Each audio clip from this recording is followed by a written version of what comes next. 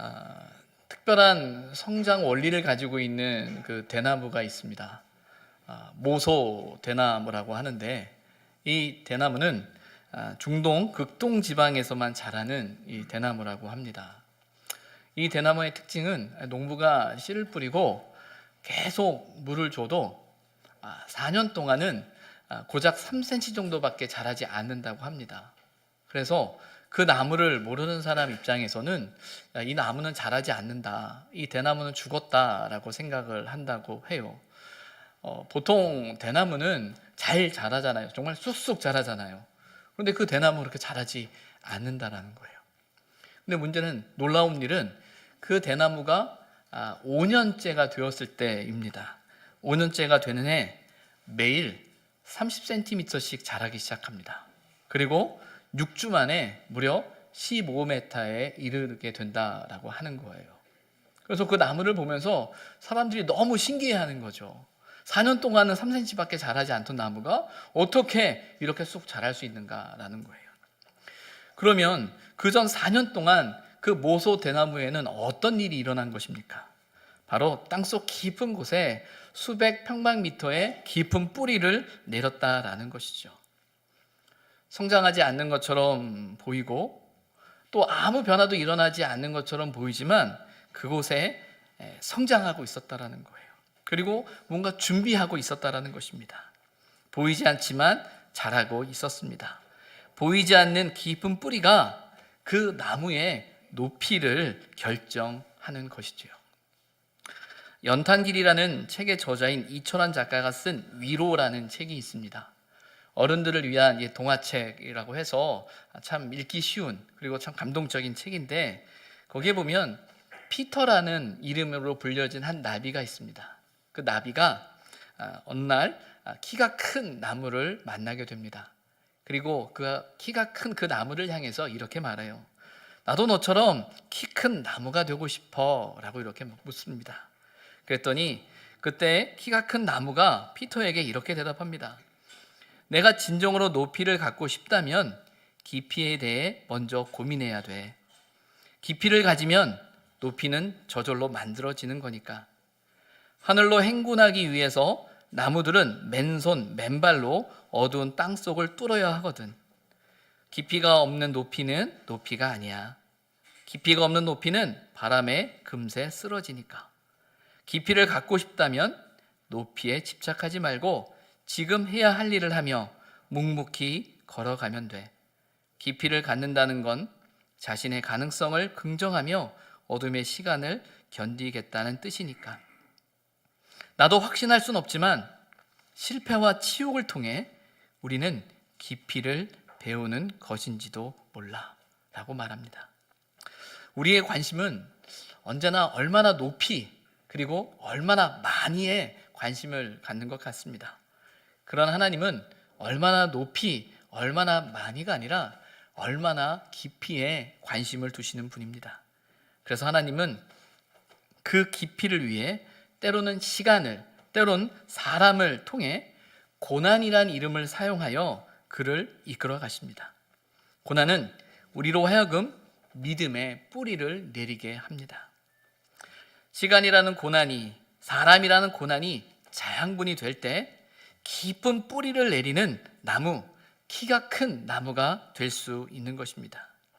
그 뿌리가 깊어질 때 변화가 일어나게 됩니다. 모소 대나무처럼 말입니다. 이철환 작가는 키가 큰 나무의 잎을 통해 이렇게 다시 이야기합니다.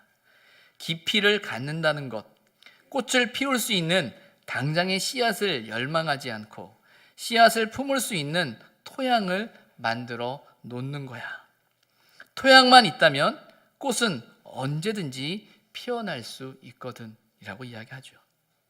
하나님께서는 우리의 삶 속에 씨앗을 품을 수 있는 토양을 만들어 가시는 분이라는 이야기죠. 때론 형통과 성장이 아닌 고난과 제자리 걸음만 한다고 느낄 때가 있어요. 우리는 지금 성장하지 않는 것이 아니라 뿌리를 내리고 있다라는 것이죠. 때를 기다림은 뿌리를 내리는 시간이라는 말입니다. 믿음은 뿌리를 뻗어가는 일입니다. 믿음은 얼마나 높이 올라가느냐의 문제가 아니라 얼마나 깊이 뿌리를 뻗었느냐의 문제입니다.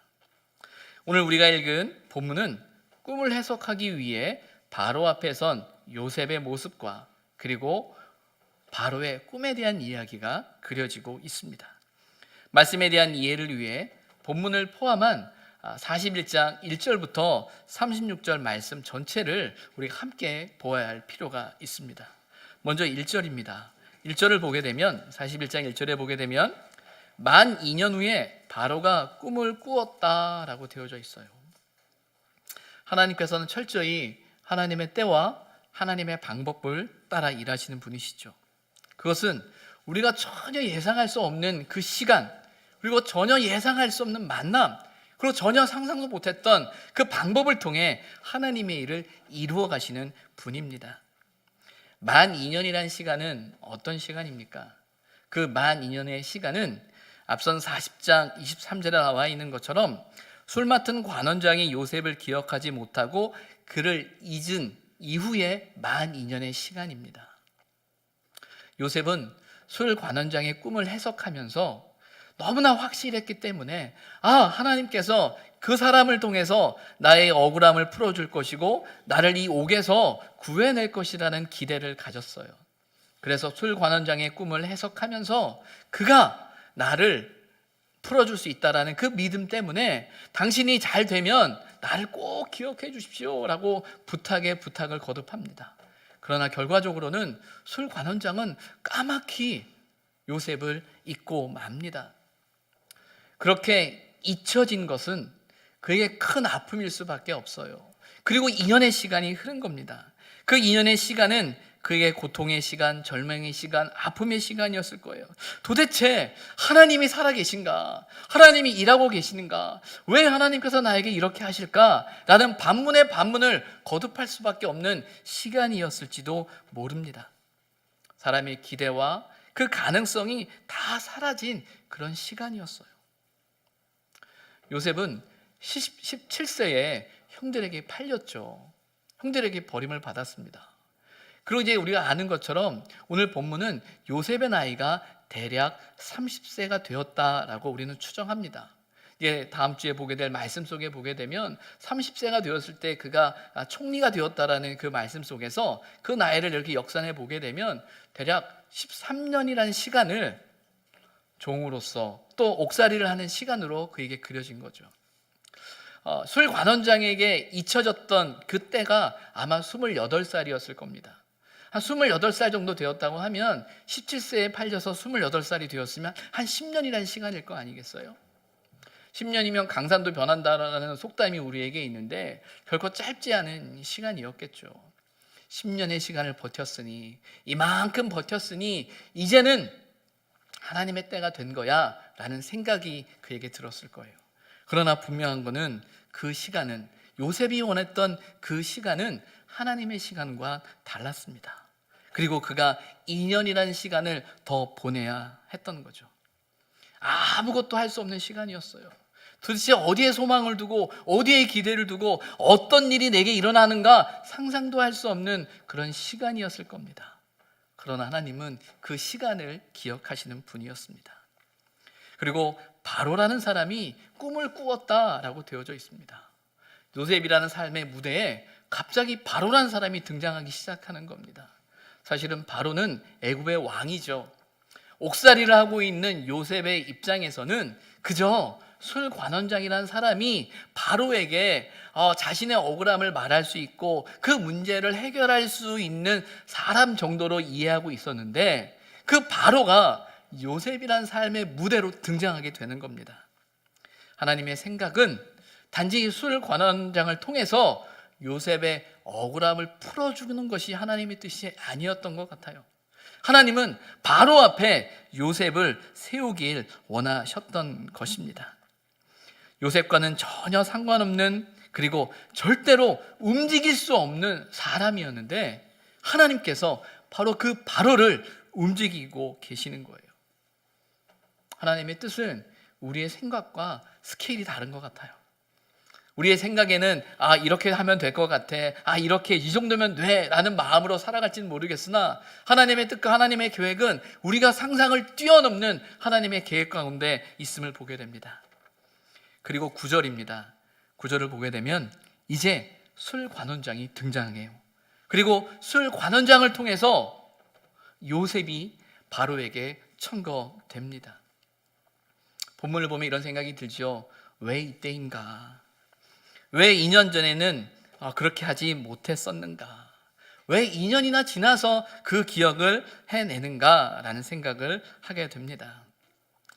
말 그대로 술관원장을 통해서 자신의 억울함이 풀려지기를 소망했던 것이 요셉의 마음이었다면 하나님은 다른 생각을 가지고 계셨던 거죠.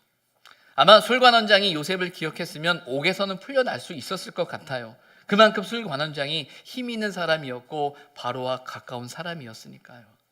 그러나 하나님은 단지 술관원장을 통한 역사가 아니라 하나님의 뜻을 그에게 이루어 가기를 계획하고 계시는 거죠. 하나님의 일하심에는 하나님의 때가 있습니다. 그리고 하나님의 뜻이 있고요, 하나님의 방법이 있습니다.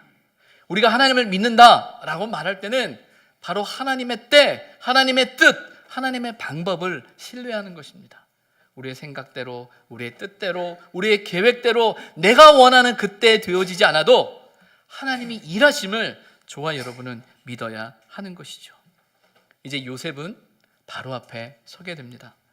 41장 15절에 보게 되면 바로가 요셉에게 이렇게 질문을 합니다. 들은즉 너는 꿈을 들으면 능히 푼다 하더라 라고 말해요. 바로가 술관원장을 통해서 들었겠지요. 술관원장의 꿈을 해석했던 요셉에 대한 이야기를요. 그리고 그에게 이렇게 묻는 겁니다. 근데 여러분 한번 생각해 보세요. 요셉은 지금 어떤 사람이에요? 어디에 있었던 사람입니까? 옥살이 하던 사람 아닌가요? 히브리인이에요. 종으로서 옥살이 하던 애굽의 왕인 바로가 도저히 상대할 만한 사람이 아니었죠. 요셉의 입장에서는 바로 앞에 선다라는 건 상상도 할 수 없는 그런 상황인데 오늘 본문에는 그 높은 바로 앞에 가장 낮은 요셉이라는 사람이 서 있습니다. 이 그림 자체가 말이 안 되는 거예요. 그런데 그 바로 왕이 그 요셉에게 물어요. 내가 그렇게 꿈을 잘 해석한다면서 그 질문을 던지는 그 질문에는 어떤 마음이 담겨 있을까요? 이 본문을 이렇게 보면서 그런 생각해요. 애굽 왕이 바로가 오죽했으면 그에게 묻고 있을까라는 거죠. 얼마나 답답했을까?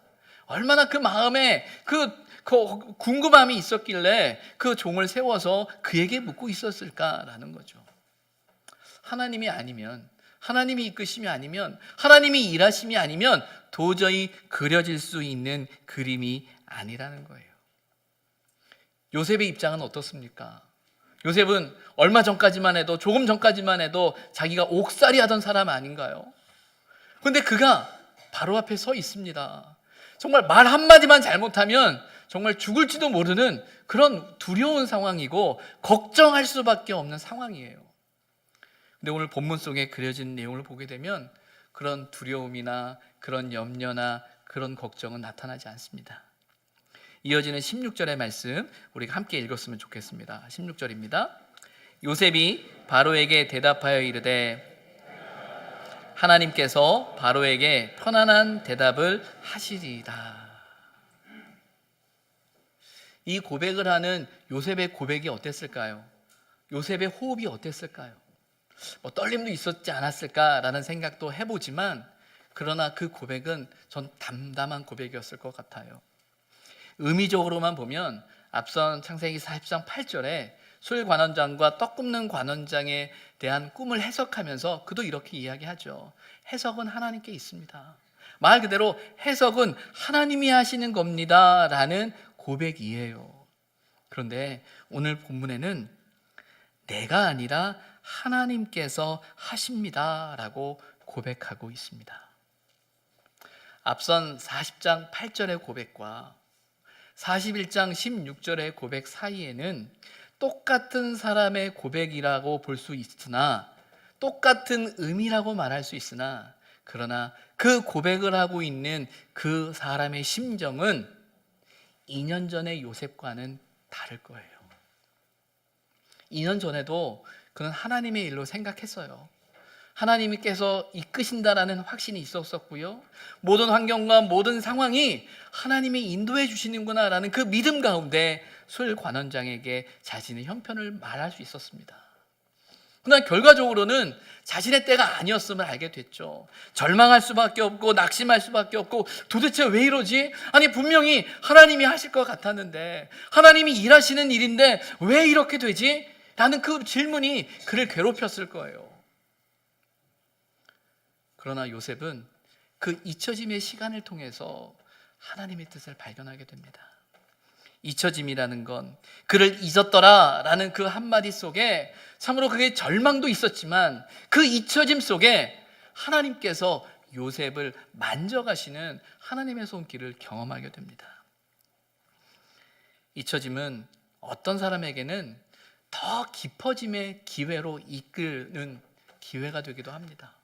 그러나 또 어떤 사람에게는 그 잊혀짐은 멀어짐의 기회로 삼는 사람이 있어요. 어려움을 당하고 도대체 하나님이 일하시지 않는 것처럼 보이고 하나님이 계시는가? 라는 그 질문이 던져지는 상황 앞에서 하나님 앞에 더 깊은 뿌리를 내리는 사람도 있고, 어떤 사람은 그 잊혀짐 앞에서 하나님은 나한테 일하지 않으셔, 하나님은 나한테 역사하지 않으셔, 내가 이렇게까지 했는데, 내가 얼마나 기도했는데, 내가 얼마나 열심을 냈는데 이번은 꼭 돼야 되는데 라는 마음으로 하나님 앞에 엎드렸음에도 불구하고 하나님이 응답하지 않으신다는 건 하나님이 계시지 않는 거야 라고 말하면서 그 기회를 버리는 사람도 있다라는 것입니다. 요셉은 그 잊혀짐을 통해 하나님과 더 깊어짐의 기회로 삼았습니다. 인간적인 절망과 낙심의 마음이 왜 없었겠습니까? 그러나 하나님께서는 그 과정을 통해 하나님을 온전히 신뢰하는, 하나님께 더 깊은 뿌리를 내리는 사람으로 그를 빚어 가셨다라는 거예요. 그런 믿음의 고백, 하나님의 만지심을 믿을 때 오늘 16절에 나오는 내가 아니라 하나님께서라고 고백하고 있는 그 요셉의 고백은 자신의 삶 속에, 자신의 인생 속에 역사하시는 하나님을 향한 온전한 신뢰였을 겁니다. 13년의 고백이었을 거예요. 형들에게 팔리고 여기까지 보내왔던 13년의 시간 속에 그가 깨달은 고백이었을 거예요. 앞으로 어떻게 될지 몰라요. 어떤 일이 일어날지 몰라요. 그러나 내가 아니라, 내 계획이 아니라, 내 뜻이 아니라 하나님께서라고 고백하고 있는 것입니다. 깊은 갈등 속에 빚어진 고백이고요, 아픔과 상처를 통한 깊은 고백입니다.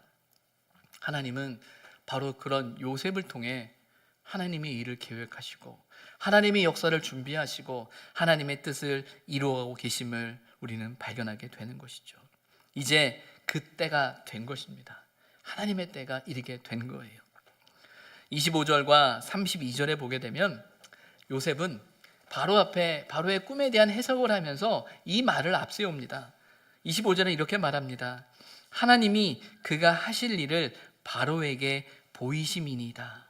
32절에 보게 되면 하나님이 이 일을 정하셨음이라 라고 이야기하고 있어요.